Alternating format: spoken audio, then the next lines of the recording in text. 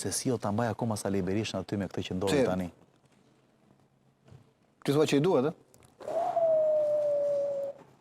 Si o ta mbaj tani akoma pas këtyre zgjedhjeve që gjithë njerëzit në Shqipëri i neveritën, i bën qesharak, i bën rezil, çfarë do bëj tani për të justifikuar mbajtjen aty akoma? Ti thua që i duhet? Sepse nesër të I duhet Berisha. Nesër të bjerë Berisha, hapet, kujdes, jo akti, se dëgjoj shumë debila që thonë, po iku ky po kush do vi. Hajde mendje, hajde. Kjo është pyetje më ignorante që bëhet. E kupton? Është ide gjë pasi e ngrën mëngjesin, ndihesh i ngopur, duket sikur s'do hash më bukë. E kupton, por vjen dreka çoko të hahet prapë, ke vënë? Atë keqë. Atë keqë. Dhe në këtë sens fillon procesi, kujdes, i një entropie të çoroditur që do nxjerrë atë përgjigjen e pyetjes kush do vi tani. Por po doli një aty, e 2, e 5, e 10, se duhet të jetë grup. Ndaj s'kam besim në Salejani, është 100% inkredibël komplet, i pabesueshëm. Filloi procesi i marrjes fund të pushtetit. Dgjoj, kjo që the ti, nuk po përmend vende, por kam dëgjuar edhe nga njerëz të thjeshtë, kamarier, banakier, kjo teza që po iku Berisha, Rama, nuk është. Hapet loja. Është e njerëzit të thjeshtë, pra është që Berisha dhe Rama janë binom. Po unë ta kam bërë këtë interpretim. Jo, patjetër, po flas për edhe njerëzit e thjeshtë, ti kupton shumë mirë ku duhet. Jo, nuk janë binom. Jo, kujdes, kur thonë janë binom. Okej, nuk janë binom. Jo, është lojë interesash të ndërsjellta, Shaisti Lushavlla. Okej. Dhe Shaisti duhet Berisha thonë. Rregull, ç'po thotë?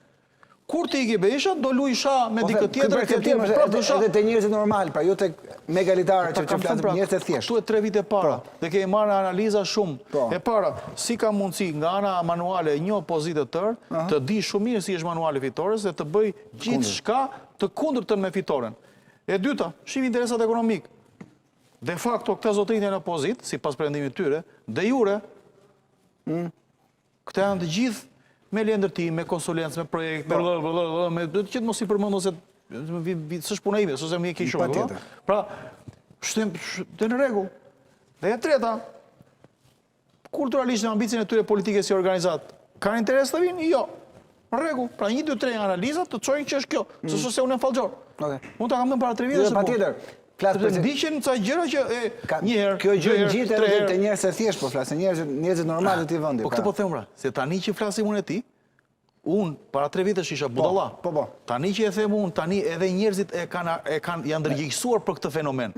Dhe ç'a ndodh? Në momentin që arrin kjo pika ndërgjegjësimi si fenomen, arrim te degenerimi i atyre zgjedhjeve që ishin pardia kur ishin. Zgjedhje votime. Votim ç'a drejtë, që si dusha fllisi komplet.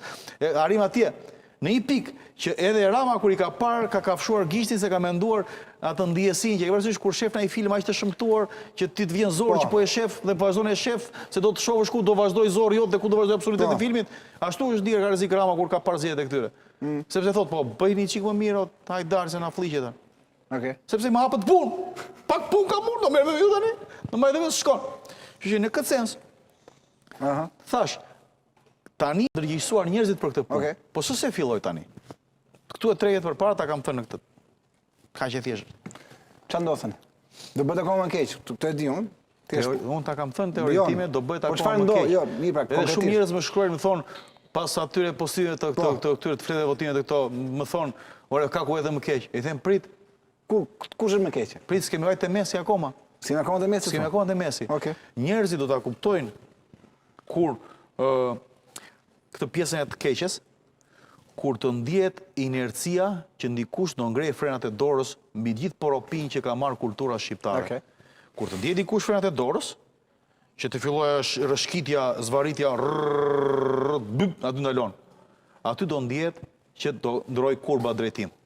Po sa pa ndjerë atë rëshkitje, inerci, atë goditje, atë shok, shoqëria shqiptare në një formë kulturore, ekonomike apo politike, nuk e di si do bi, pa ndjerë atë, nuk do ketë ndërim kurbe, vazhdon akoma dekantimi masiv. Rez, në fund, sot është këtë truesa ndërqeveritare e Shqipëri, bëhe kjo historia i barit e këtu gjithë të gjërat i ke ndjekur besoj, apo si ke ndjekur? Të ma bete kota më. Pse? Të ma bete kota më.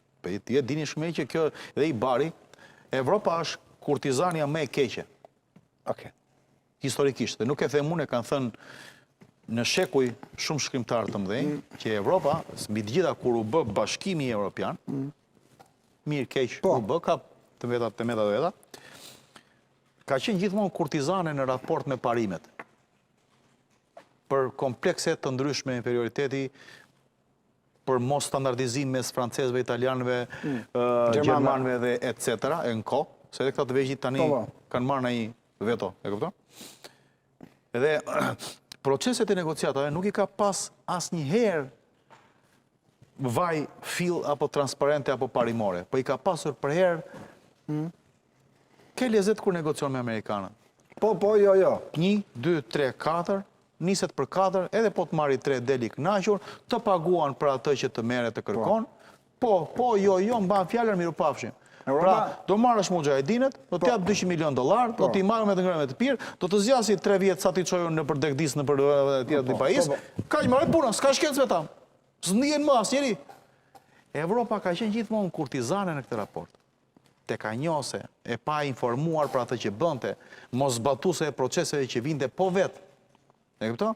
Dhe kur vjen puna në raport me Shqipërinë, ka qenë gjithmonë Shqipëria e trajtuar siç trajtonin Gjergj Kastriotin dikur Venedikasit. Që edhe na duhet, po edhe ta helmojmë t'ia fikim derën. Pra, një sjellje të tillë vetëm kurtizanët e bëjnë. Që është një tillë Evropa. Pra Evropa është kurtizane? Sepse absolutisht po. Me mundësitë që ka pas Evropa në Shqipëri, ka zgjedhur gjithmonë të bjerë njerëz që nuk kanë pasur interesin e Shqipërisë dhe shqiptarëve për të bërë, po kanë zgjedhur që të mbanin këtë baçallëkun që është këtu, edhe gjithmonë thoshin që, siç thot PD-ja sot, jemi mirë. Rezart Prifti, shumë faleminderit. Kënaqësi kisha në të bisedë. Përshëndesur një vindje sa më të bardhë. Në prerje shkurtër publicitare dhe rikthehemi sërish.